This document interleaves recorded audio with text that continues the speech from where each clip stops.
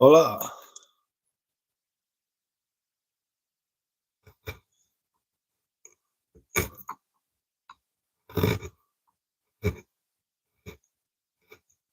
That's about as far as my Spanish goes, I'm afraid. Hi, how's it going? How you doing?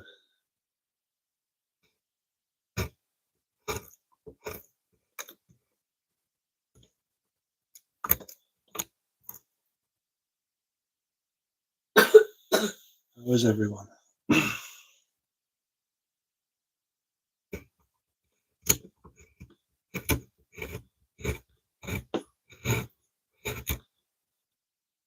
Come on, can I see what you're doing? I've got it all clamped down at the moment, but we're carving one of these little wood spirits.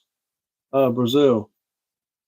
Fair play. My missus is Portuguese, but I can understand more Portuguese than I can speak it.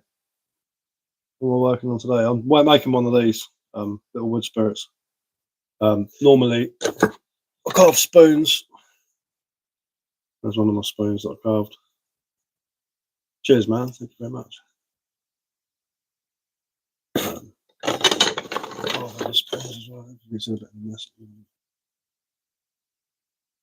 It is. This is sort of like my signature sort of spoon that I do. That's what I'm known for. Are you Bray White light version? Don't know what you mean, mate. Don't understand the reference, I'm afraid. I live a normal life, not a media life. Lovely work. Keep it up. Cheers. Thank you very much. Much appreciated. There we go. Spoons that I made. Oh, what's the ones you made for Christmas gifts? Oh, yeah, sweet, yeah. Yes. Yeah, I've dished out a load of those. I've only got one left that I kept because I liked it. That was one of the ones that I did at Christmas. Question mark. Made a little scoop the other day as well. Little scoop. At the moment, I'm just working on a wood spirit. I need to get some practice in. I want to start making more walking sticks again. What's that? I think you made so yes or no. What? Sorry, I think I missed the last comment. What's that? I think you made so yes or no. I don't know what you mean, mate. Don't know what you mean, dude.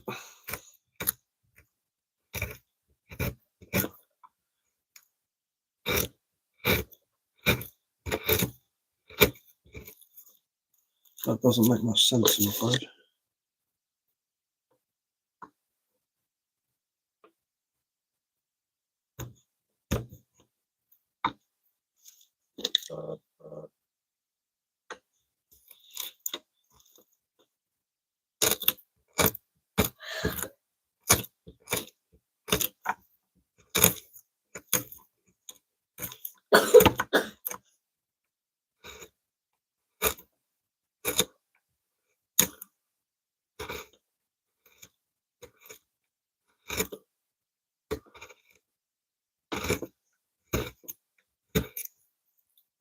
Hi, how's it going?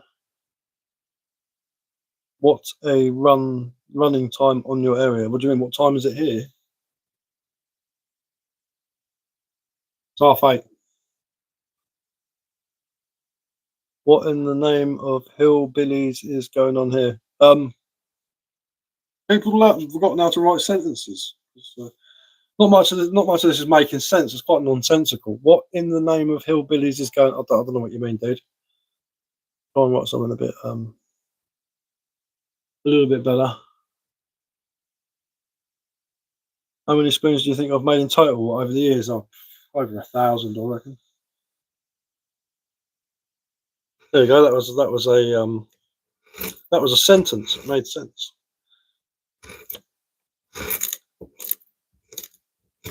That's awesome. Cheers, man. Yeah, I've made quite a few different objects and whatnot in my time, but I seem to always go back to making spoons. I like making spoons.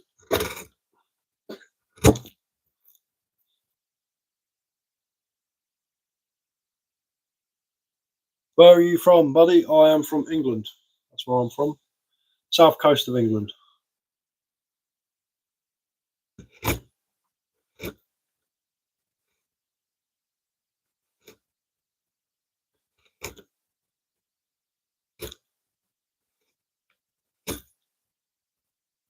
That's where I'm from.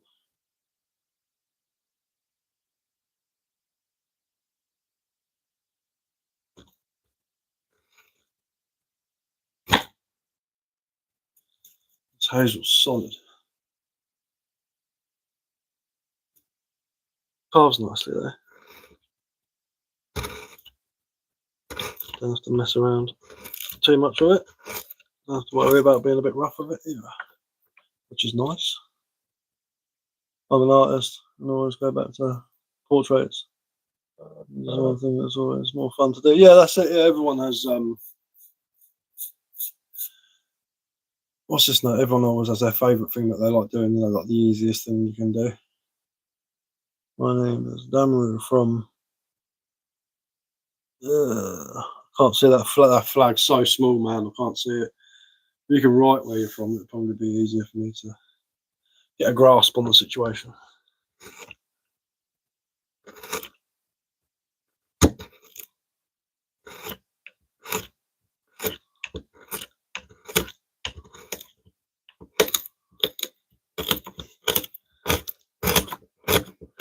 Unfortunately, I'm on my phone and the writing's really small.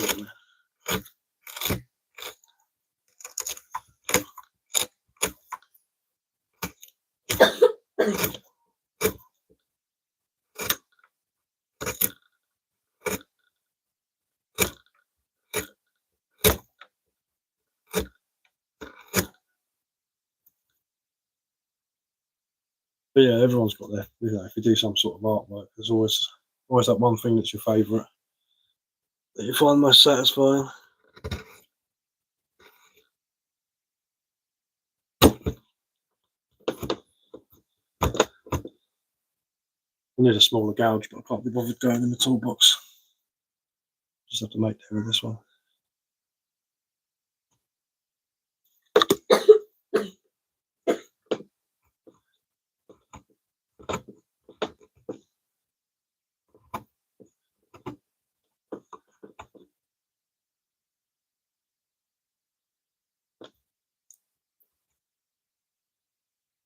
I'd love to do a portrait of you as a wood spirit.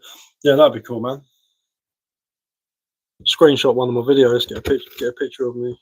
I know a geezer who does a lot of wood carving, and he carved the face, and they look well like me. He was like, "The knife look like you, doesn't it?" I was like, "Yeah."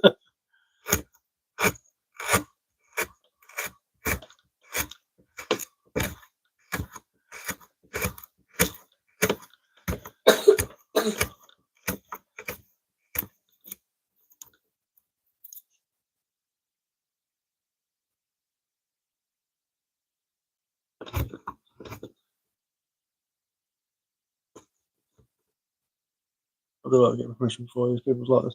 Yeah, go for it, man. If you want to do it, it's down to you. I ain't fussy. I ain't fussed. People use my image. Wouldn't put my face on the internet otherwise. Good afternoon from Western Canada. Good afternoon. How's it going? Well, good evening here, but good afternoon in Canada.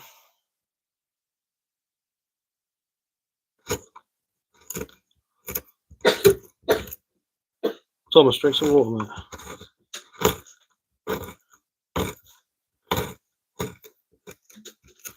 I bet it's cold in Canada at the moment.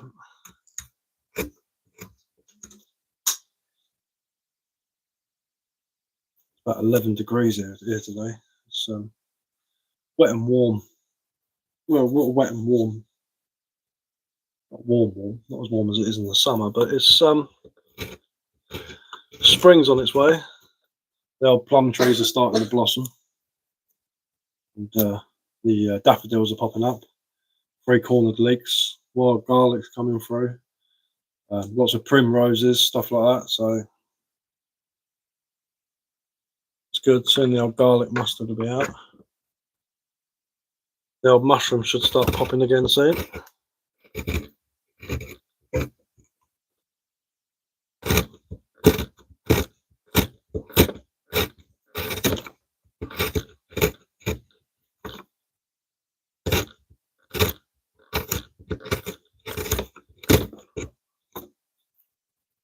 Should be good.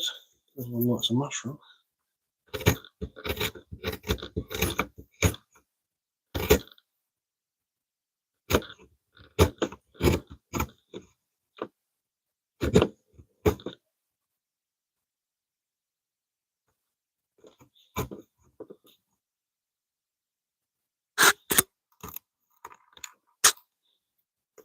Easier if I could use my hammer.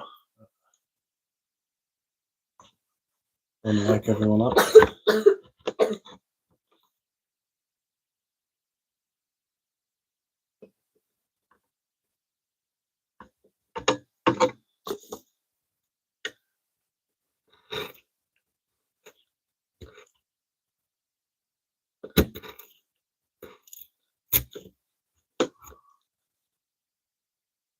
Lovely -6 where I live. Is that degrees? Is that Celsius or Fahrenheit?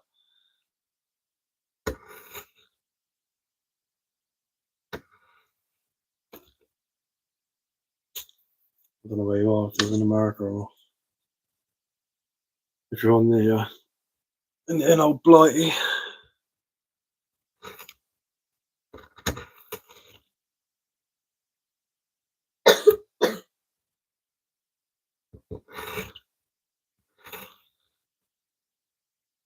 Even if it is Celsius. 21 Fahrenheit. Yeah, -6 degrees Celsius.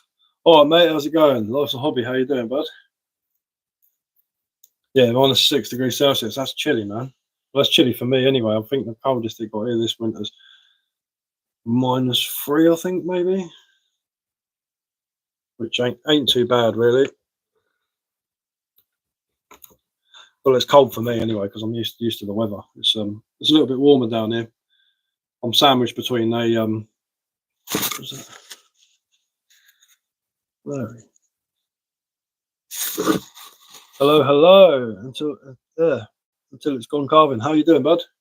I'm just working on one of these wood spirits. I'm getting some practice in. I haven't made one for a while, so I'm practicing on a bit of hazel because I want to do some walking sticks. So I want to do a couple more of these. Oh yeah. Couple more of my wizard stars. The old wizard. His beard going down like that. That's what I want to do. Do a couple more of them. Make some different ones. But I haven't carved. I've been carving, just focusing on carving spoons. So I'm a bit out of practice with the old wood spirit. I'm sure I'll be fine with it. Just you know what it's like. If you haven't done something for a while, you just sort of think, am I going to get it right? I'm in the process of finishing the 2 wood spirits. Oh, awesome, man, awesome. I'm a prolific spoon maker, but wood spirits, I'm not great. You know, I'm not like. There's a lot better people out there than me, obviously. I'm getting there. I'm learning how to do them. I've only been doing them for like the last year. That's where my true skills lie. In a bit of spoon carving. Oh, really bad indigestion. I took all my medication about half an hour ago. It's really playing up. I couldn't be bothered to have anything for dinner, so I had leek and potato soup. For dinner, I made a leek and potato soup, and I had homemade bread with it. But I think I put too many leeks in it. Cheers, man. Thank you very much. Yeah, it takes a minute to get back and swing. It does a bit. It'd be easier if I was doing this in the daytime and I could use a maul. Aging is fun. Yeah, tell me about it, man. I'm not too old. I'm old. I look older than I am. I look like an old man. The beard and the grey hair. If I shave my beard off, I'll probably look about 10 years younger. But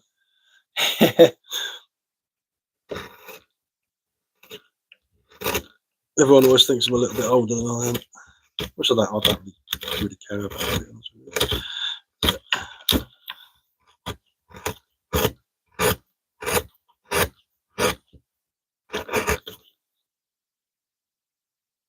Yes, health issues and stuff. I used to be able to run up a ladder with 12 bricks on the shoulder over and over again all day, every day. Now I struggle walking down the road. But, you know, it is what it is. I still enjoy myself. I don't let it get me down. How old am I? I'm going to be 40 next month.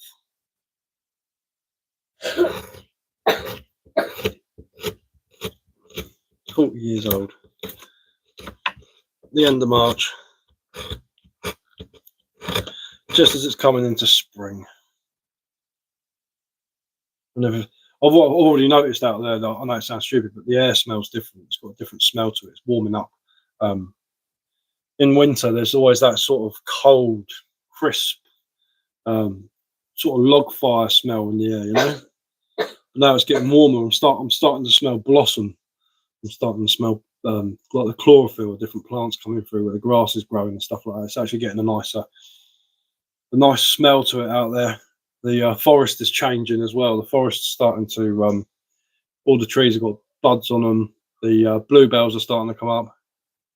I said that earlier. Yeah, man. Yeah, too right. It's definitely a change in the smell, isn't it? I'm dying to get out to the forest. Yeah, too right, bud. I love it out in the forest. My mate's got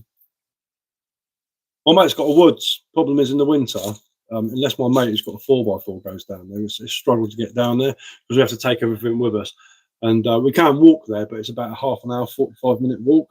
And I can't carry all my stuff with me. It's too far, you know. It's a bit of a mooch. So, you know, I'm taking my axes and, you know, all my carving stuff and all the tools we need to do stuff up there. So it's a bit of a nightmare. But my mate's he's got an old Ford racing car that he's got. I can't remember what car it is now. It's proper old school. One from the 80s. I think there's only about 3 of them that he's seen in like the whole of Europe. But he's selling that, and he's going to get himself a 4x4 so we can just drive straight down the track, no matter how wet it is. Because last year we took his Mercedes up there and it got stuck. That was fun trying to get that out. But once he's got his motor sorted out, we can go down there and we can take just, you know, camp out and stuff like that. It's easier. I'm not old. I'm only a little younger. So if you used to say I'm old, yeah, too right.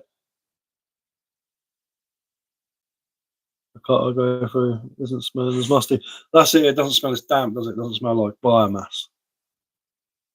RS, that's it. Yeah, I think it is an RS. It's something like that. It's a big white thing. It makes the ground shake when he starts it up. It's an absolute monster of a car. But he said every time he drives it, he has to fix something on it. So he's had enough of paying out, just because that's the thing when you've got old cars and stuff like that. It's you know, you have to constantly maintain them, and he said it's just a bit of a nightmare. So I think he's going to get himself a little 4x4. He's got a 4x4, a big 6-seater one, but that's the one his missus uses because he's got 4 kids and all that, so he needs the extra room. every now and again we can get down there in it, but it's got a bloody great big 4x4.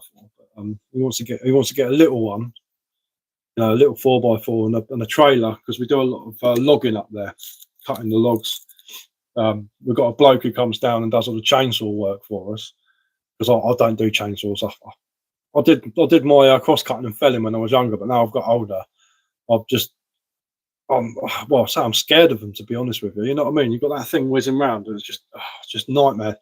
I can't be bothered with chainsaws anymore, so I use an axe or a handsaw to get through a tree. Whereas our mate Ollie will come down and he'll cut up as many trees as we want, and he'll take about 200-300 quid worth of logs with him every time he does it. So it's a win-win situation. Sam gets loads of trees cleared because it's an ancient forest, so there's always big trees everywhere, and you know, a lot of stuff on the ground, which is good for the forest. But a lot of the trees that come down have got ash dieback, so they need removing from the habitat, basically.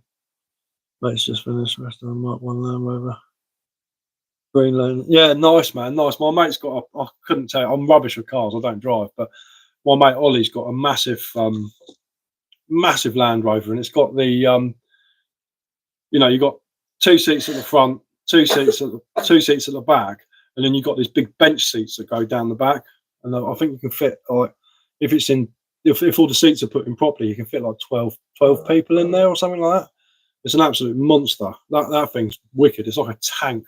I have to climb up to get into it. You know, it's a big old motor. That's really cool, man. That's what we normally take up the woods, but he's just moved house and all that, and he's obviously really busy and he's got work and stuff. So it's hard to get down there with him. But we started building a shelter out of coppice. So we did a big coppice frame. We put a roof on it, put a big green tarp over the roof. We're going to cover the roof with moss, so the roof grows, you know, like moss all over it. And then me and my mate Sam built a big fireplace out of block pavers. So it's actually got a fireplace in it sticking up through the roof, which is going to be awesome for winter. And we started doing a wattle wall on the sides, but we haven't been up there for ages, so we're going to have to go up there, do some coppicing, get the binders and the stakes ready. We're going to coppice the whole side of it, and then we're going to daub it, because where a few big trees have come down, there's a lot of clay in the ground, so we're going to make some daub. We're going to daub the sides of it, and then we're going to have 2 big opening doors at the front, so you can open it right up to a big fireplace, which would be cool. Built for the job, not for the modern. No, exactly, that's it. Yeah, 100%. Yeah, it's an absolute tank, man. It's a beast of a Land Rover. It's quality though, I love it. He's got 2 of them. He's got an old military fire engine one that they used to use in an airports, like the airfields the RAF used to use. He's got one of those as well, which is pretty cool. Sounds like you got what you need. Yeah, man, it's decent. We've got we built a base camp a couple of years ago. So what we did is we found a flat area which was dry, because the woods does flood quite a bit. So we've got this flat, dry area, and what we did is we did a load of coppicing, because he doesn't know anything about forestry. And I said to him, what we'll do is we'll coppice a load of these old coppice stalls, and it will extend their life. And you know, in a couple of years they'll be massive again. And he wasn't too sure, so I went round and I was cutting off all these coppice stalls, literally about that far off the ground. And he was like, "Is that going to grow back?" I was like, "Yeah, of course it will, mate. Don't worry about it." And now the understory in this place is amazing, but we're doing it in sections. So each year you go up there, there's like a section of understory missing where we've coppiced it. But we found this flat spot, and we coppiced the area around it. And then what I did is I laid in the coppice rotation, the trees that were there, so in like a big circle. So it's got like a little entrance way, and a massive living hedge going all the way around it, which is really, really cool. Like 6. All right, mate, how's it going? Panic, yeah, he did panic a bit, but then after the next year, as soon as he saw it all starting to come back, he was like, "Yeah, you were right." I was like, "Of course I am. I did it all at college, man. I know what I'm doing." But yeah, it was decent. So we need to do some more coppicing up there. Do a bit of coppicing. Get a load of materials, because we did it one year. You all right, mate? How you doing? We did it one year, and we had a drought, so the trees didn't grow back. And he was like, "They ain't growing back." I said, "Because there ain't been any rain, mate. As soon as we get a load of rain, we got a load of rain the next year, and they just blew up." Problem is though, when you take away that understory, you get a lot of bramble appear and ferns and bracken and stuff like that, bracken fern, which is annoying. But it's just go through with a brush cutter, smash it all down. If you know, you know. That's it, man. That's it. I do like doing coppicing. I've got an old Grantsford's Bruks forest axe which I use for it, which cuts through green wood like butter. That's a good axe, that is, and I use that for coppicing. I've also got a I can't remember how big it is, a bolo machete, big heavy bladed bolo machete that I use for it. That's better for hedge laying though, because you can cut halfway through the tree and then lay it down. We built a 200-meter coppice wattle fence going around the, hang on, where are we? South's that way, north's that way. North, south, west, the west side of the forest. Yeah, the west side of the forest. We've got a 200-meter fence going along and weaving in coppice hazel. So it's actually a living hedge now, and it's probably about half a metre thick now, and it's full of wildlife. It's got all sorts of things growing up in it. We replanted loads of little hazel saplings, ash saplings, all in the hedgerow. So it just looks beautiful now. It looks really, really cool. First woods I played in was called the coppice. Yeah, too right. You get a lot of forests, well, woods in England. Small strips of woodland are called a copse, which is a small piece of woodland. Because we had at my college I went to, we had a wood called hazel copse. No, ash copse. Sorry, there was a hazel copse, but the one we used to mess around in a lot was ash copse. And we used to do a lot of trapping, learning how to trap rabbits and stuff like that, and do a lot of practicing building pathways and benches and all that sort of thing. It was really cool, man.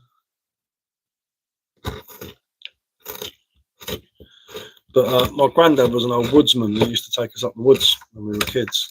We used to go out walking and stuff, and he used to teach us all the trees. And we used to go fruit picking in autumn and getting all the different nuts, getting the hazelnuts and the bigger ones, the cob nuts, chestnuts.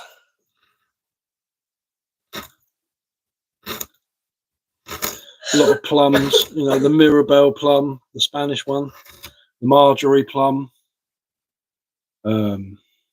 Victoria plum, damsons, ball lace, sloes for making jam and wine and stuff like that.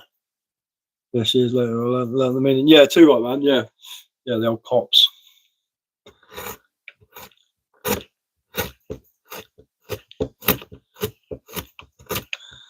The sort of first woodland I used to mess around with was next to my grandma's house, and she lived in an old cottage.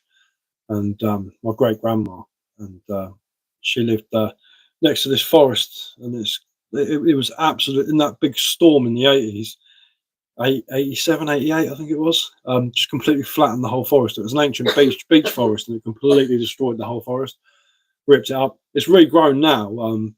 It's probably more, I'd probably say, like ash, silver birch, because that grows everywhere when there's a gap in anything, and hazel. It's sort of like a mixed forest now, but it was an ancient beech forest, but there are still some ancient beech trees that survived. Going apart between used to be everywhere. Yeah, too right, man.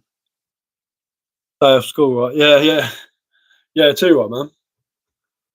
We used to go out there and mess around up there from a very young age. I was taught. I haven't been too much in the past recent years because of my health, but I'm planning to go this year because it's driving me nuts. But I've been fishing since I was 4 years old, and I love fishing, any sort of fishing. I think carp fishing's been a bit ruined recently with all this sort of like fashionable gear and all that people have.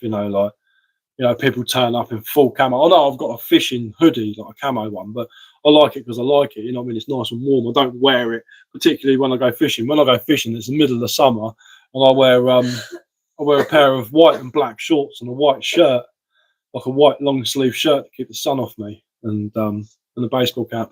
And I'll sit there fishing away, and you know, it don't bother me what I'm wearing as long as I'm comfortable. But I see a lot of people who you have to have all this gear now and all that sort of stuff. I've had the same carp rods. When did I get those? About 21 years I've had those same carp rods and same carp reels. I've got an old ledger rod that used to be my granddad's. I've got a Avon quiver tip rod.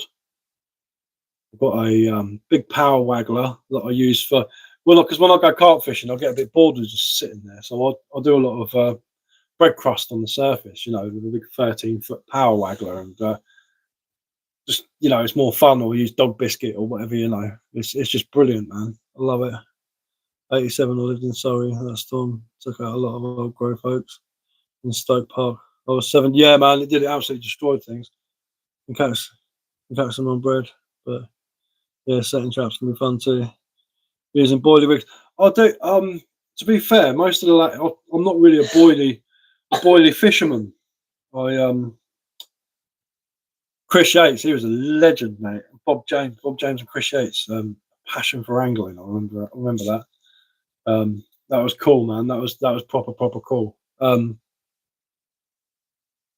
But I used to yeah, so the only lake I used to use boilies on was a lake in Godalming in Surrey, and it was called Broadwater. But then I used to use like anything on there, really. I caught an 18.5-pound carp when I was 9 years old on a piece of pork pie on a hair rig made out of dental floss, on an old cork-handled ledger rod. No bite alarms or anything like that. I used to pull the line down. It didn't, no bait runners or anything like that. Just used to take the lock off. And I used to get a V-stick and I'd stick it in the ground, just very lightly, very flimsy V-stick on top of the line. So when I got a bite, it would snap up like that, and I'd catch it like that. Same weight, not the same age. Yeah, it nearly dragged me across the lake, man. It was ridiculous. And I didn't beat that record for like another good 20 years, I think it was. And now my biggest is 22.5 pounds.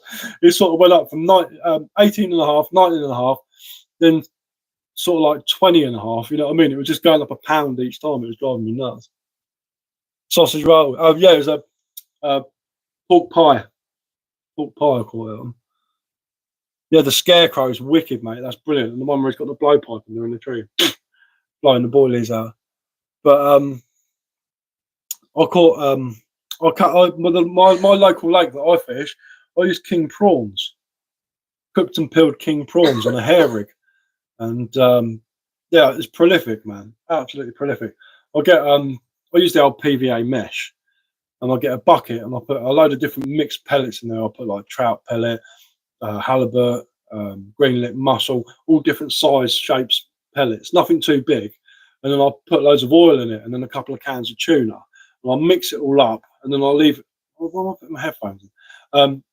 I'll leave it in the bucket in the sun for about 3 days, and it absolutely rigs. The oil comes out of it, it's black, really, really stinky. And I'll put that in a little bit of mesh about that big, hair rig a king prawn on, and just rub it out, and I'll do really, really well. So you do like carp? Yeah, I do like carp fishing, but I don't put a lot of effort into it. I have been a prolific carp fisherman throughout my time, but I've also been a prolific river fisherman. I used to fish a lot of rivers. I've been all over Wales, fishing all the different rivers in Wales. Those were fun times. 24-pound comber's my biggest so far. Nice, man. I remember when I was a kid, my dad caught the biggest fish in the lake, and he got this trophy. It was Godalming Angling Society. Yeah, love river fishing's awesome. It was Godalming Angling Society, and he got this trophy. It was humongous, and he had that for a year. It was quality, man. Mate was holding my jacket. That's paralysed stomach muscles. Yeah. Yeah, I caught about 2 years ago. I think I posted the picture on here. About 2.5 years ago, I caught this 22.5 pound can't remember if it was a mirror or a common now. I'll have to look at the photo. I think it was a mirror, fully scaled mirror. And it was at this tiny little lake with 8 swims on it. And me and my mate used to go there, and we'd catch like sort of like 20 to 30 carp in a session, because everyone's sitting there with all their carp rods out on the bottom. All the fish are on the surface, and my mate used to take a fly rod down there and roll cast dog biscuits onto the surface and catch carp on his fly rod. It was mental. But I must have sat there I went there 3 days, 3 different occasions, didn't catch one single fish, and I was just waiting for this big boy to come in, but I got him in the end. 14-pound pike sent me to the hospital. Probably shouldn't be fishing with a slip disc, yeah, man. Well, that's brutal. My dad slipped a disc in his neck. He couldn't feel his body down the left side. Oh, excuse me, the old indigestion's kicking in. But yeah, man, we used to go fishing at we used to go up to Alton Broad, Colchester. Where else did we go? All around Surrey, Kent. Fished a lot of Kent, East Sussex, West Sussex, Hampshire. Absolutely brilliant. Me and my mate, we used to go out. We used to go out for a couple of days and just camp out, just catch fish. Brilliant, absolutely brilliant. Love it. I say I'm a bit ill. If I go now, I could probably only manage about 3 or 4 hours. But in the summer, I'm going to blag. My dad's retiring soon, so I'm sure he'll be up for going fishing all the time, so he can come pick me up. Last place I did a night session, I had 38 carp out. It was just mad. This lake was just ridiculous. Nothing above 15 pounds. You know what I mean? It was just crazy. Done the week on the Broads piking. Yeah, 2 right, man. Hampshire's good, mate. Yeah, Hampshire's decent. But yeah, 38 carp out in 24 hours.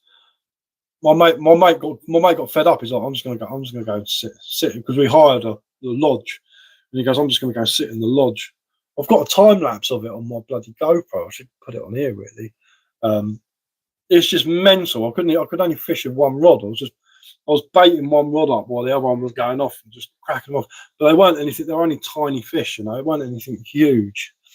But it was still a laugh, and it got to the point where I was getting bored as well. But I just wanted to keep going just to see how many I could get in one go. But yeah, it was mental. And I used that was a lake I used boilies on, and I was using the sauce boilies. They're cool boilies, man. As boilies go, they are cool. But yeah, man. Where else have I been fishing? The New Forest. Been done quite a bit of trout fishing in the New Forest when I was a kid with my dad. We used to go camping up there. That was cool. Enjoyed that. Used to fish Bramley. That was a good place to go. Me and my dad used to sit there and have gudgeon competitions, so you could catch the most gudgeon. That was really cool. Don't see or hear a lot about gudgeon nowadays. Sounds good experience. Yeah, man. I spent my life fishing and going up the woods and camping and stuff like that. Bloody good, really. Obviously, due to health conditions and whatnot, it's hard for me to get up there and get out. I mean, there's actually an old drainage ditch, a rife, near us, and it's got like 20-pound wild carp in it, but they're so hard to bloody catch. Me and my mate, someone must have let a koi in there, and me and my mate, we call it the ginger fish, and we used to have competitions, go down there and see who could try and catch this fish. There's a big old koi, and he used to tank up and down, but you only get 1 chance with the ginger fish. That's what we used to say. You only get 1 chance with the ginger. Soon as he notices you, he's gone. You know what I mean? If you miss your opportunity, you won't see him for weeks. It was really hard to catch. Gudgeon bashing, we called it. Yeah, that's it. Yeah. We used to call it gudgeon bashing or tiddler bashing. If we were catching roach and rudd and stuff like that. Bit of tiddler bashing, catch a load of perch. I love it, man. There's a lake near me I'll go to, and I'll just set up a float rod and catch whatever comes my way. Good bloke on here called the Ginger Fisherman. Oh, awesome. He needs to get down my local rife and try and catch the ginger fish. It'd be quality. Ginger fish caught by the Ginger Fisherman. But Yeah, the rudd in this water are massive, man. My mate caught one. It must have been about the size of my foot.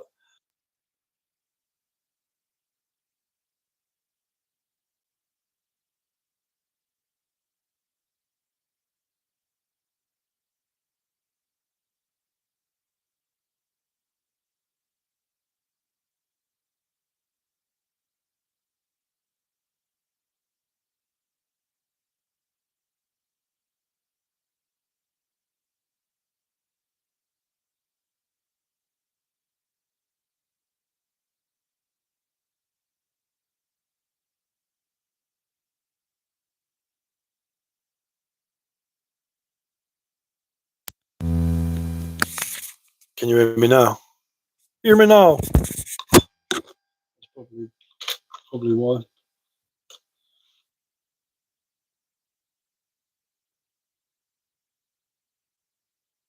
£3. Yeah, man. This rudd was huge, but he didn't want to weigh and photograph it. He just wanted to put it back. He was one of those fishermen, which is, it's fair enough, really, man. I still would have liked to have known what it was. It was a big boy. My mate caught a £4.5 perch at Alderwood, I think it was, and the biggest one in there is £7, I think, or near £7. There's some big old perch in this lake, and he's a sea fisherman. He doesn't really coarse fish, and he was sitting next to me. He went, "Yeah, look at this," and he held up this monster perch, and he was about to put it back, and I was like, "No, we've got to weigh that. We've got to weigh that." Have a good one. Catch you later. Yeah. See you later, bud. See you later, bud. The friends are famous. Yeah, the big rudd. Big rudd. Yeah, I love it. I love a big rudd. Talking about fishing, haven't we? I do like talking about fishing.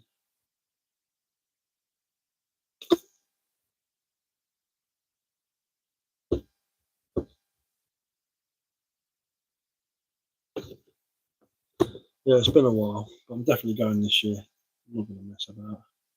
Don't care how ill I feel. Going for it.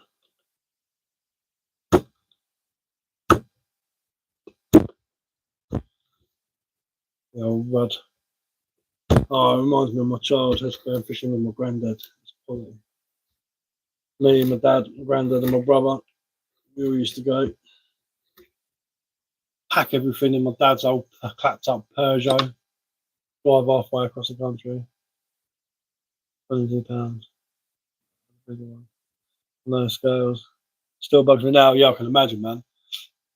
I remember foul hooking a pike.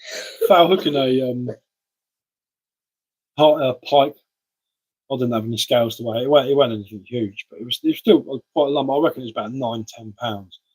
And I foul looked at it when I was float fishing.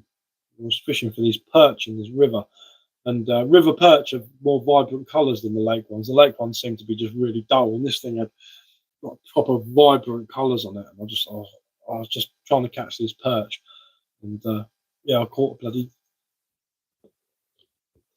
great big pike. Well, not massive, but it was big for me. And seeing that I'm not a pike fisherman as well, but it was lucky I had my forceps on me because I use them for taking hooks out of carp if they go in a bit too far. But yeah, man, the old fishing. It's a shame I lost my old camera with all my old fishing photos on because I used to.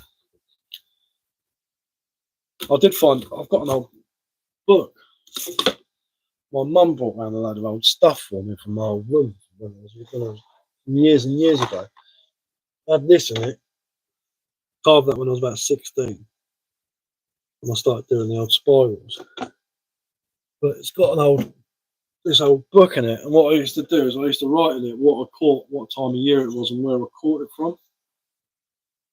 It's got all about like the mill pond and all that I used to fish, Hammer Pond, Chichester District Angling Society, Moor Farm in Petworth. River perch get that neon blue. Yeah, they do. Yeah, they're decent, man. The old Quarry Lakes, Church Lake, Godalming. Different baits that work on different lakes. This is ancient, man. This is a piece of history. It's really cool. Yeah, it's wicked, man. It's all different like boiler rigs and stuff, like sorry, corn rigs and whatnot.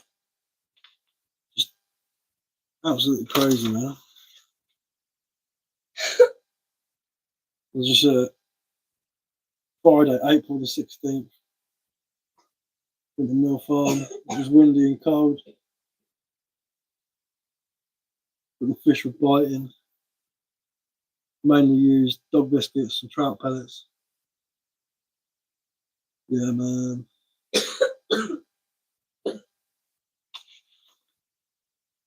Black Aaron.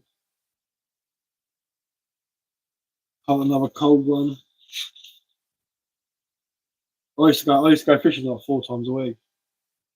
Had any big carp? Nothing massive. But I'm not really like out. I've never been out to catch big carp. I just enjoy fishing, you know. I just like it. I like a fish. I'm happy, just happy sitting by the water, just sitting there looking at the birds and the wildlife go past, you know. Mill Farm, 2010. Crikey, that was a while ago. That one.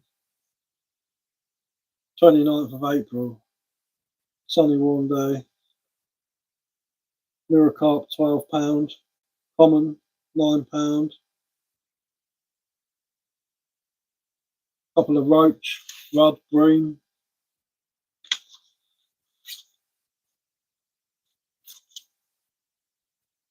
Fishing the specimen like that was a good day. That was. I had 2 double takes. That was wicked. Yeah, of course, mate. Love carp fishing as well. Got all the bits and bobs now. Oh, sweet as a nut. I've been fishing since I was about 4 years old. I used to go with my dad. I used to sit on his lap with a whip, catching silverfish. I've been in love with it ever since. I didn't go last year, but I was a bit ill. Springwater Lakes. That was in Wales, man. That was cool. Just an old book that I used to write all my different fishing sessions in there, and what I caught and what bait was working at the time. It's a bit of a map.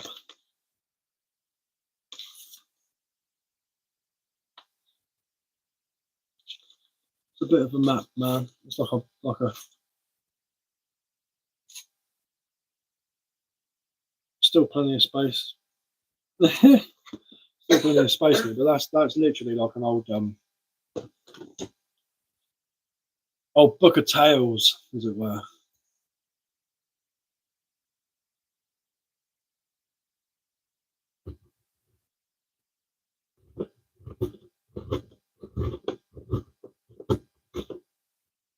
Yeah, it's decent. What time is it? 16 minutes past.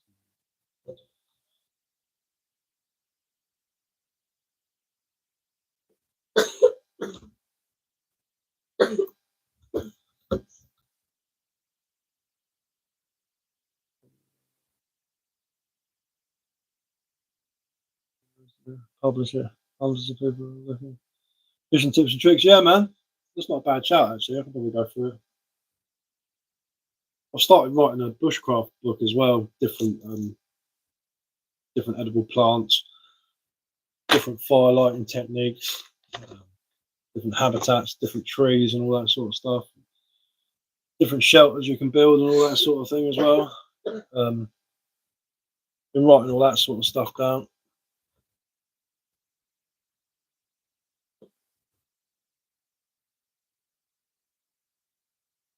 What am I carving? A bit of hazel. I haven't really got much done, to be fair. Too much chatting. Too much chat, not enough chop. So I'm copying the that sort of thing going on there. Started to get there a bit. Just need a bit more. I'll get out in the garden tomorrow on the bench. Get the old maul out and take some meat off of it. But yeah, that's a bit of hazel coppice. Tell by the colour of it as well. I started carving a stick last week. It bloody thing's green, and when it's drying out, it's just starting to split right up the middle. So on that. I'm going to see what happens with that, and if it starts splitting, I'll cut off the bits that are splitting and make it into a little walking stick for my son. Or if not, I'll just use it for spoons or something like that. Make some spoons. I'll get a few of these like little scoops out of it and stuff. Scoopy scoops. Oh, they chopped down some of the Mirabelle plum tree near my house. There's a big bit of it sitting under a tree, but I'm not well enough to go grab like a hench log and start running off of it. But, I'm going to wait for my mate to turn up. I'm going to get him to go and grab it for me. Found some cherry as well in my shed, but it's quite knotty. But I think it would do for some like little spatulas maybe. Fruit trees are amazing anyway, aren't they, for carving? Can't really go wrong with them. But yeah, man, life is good. I need to finish my arrow. Oh, I forgot to order feathers. I can't find any feathers anywhere at the moment, which is annoying. But, I made a arrow out of a piece of hazel coppice that I fire hardened and straightened, and then I made a flint tip arrowhead to go on top of it. And then I put it on. I made a load of pine pitch. There's the rest of it there. Made a load of pine pitch, heated it up, and started. There's a video actually on YouTube where I stuck the arrowhead on. All I need to do is fletch it, and then I've got a bow. Made a bow a few years back, a survival bow. Really, it's nothing special. But get up the woods and start lobbing arrows at things. Waiting for a mate to send me a split platform. It's had 5 years.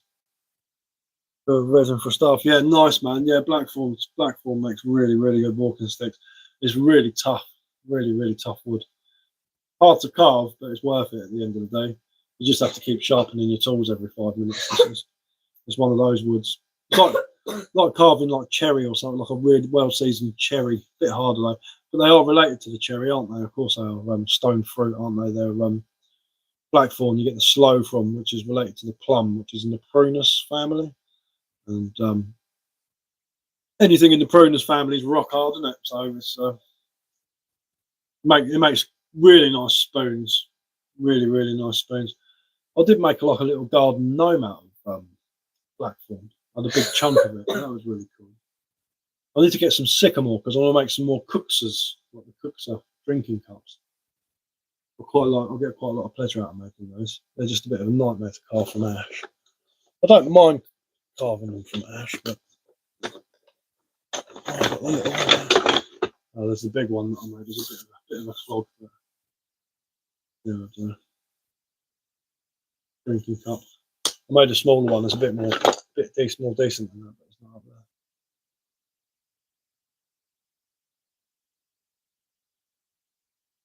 He's in a very similar situation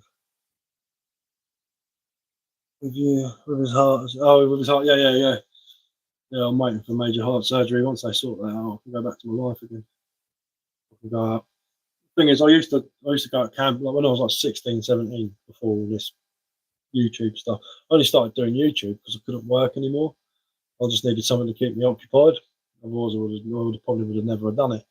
But I used to go camping on my own. I'd walk to the local train station, get a train out into one of the stations out in the middle of nowhere, and then go off into the woods and go camping, have a little camp out on my own. It's lovely. But now I have to go with someone. I can't be too far away from the car, so I can't really go anywhere like interesting or deep in the forest. But still nice though. Still nice to get out.